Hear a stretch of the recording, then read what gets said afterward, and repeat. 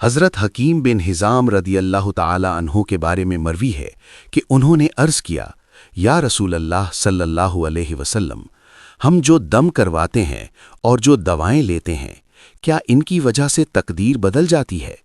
آپ صلی اللہ علیہ وسلم نے فرمایا، نہیں، بلکہ یہ بھی تقدیر ہی میں لکھا ہوتا ہے۔ مستدرک امام حاکم، حدیث نمبر 8223۔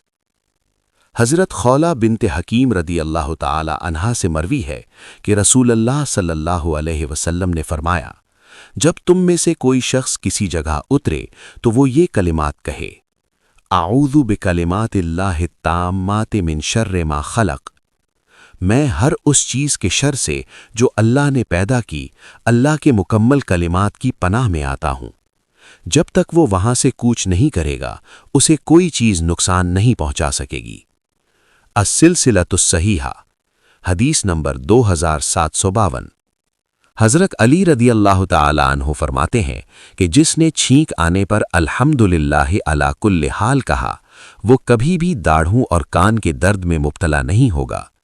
مستدرک امام حاکم، حدیث نمبر 8273۔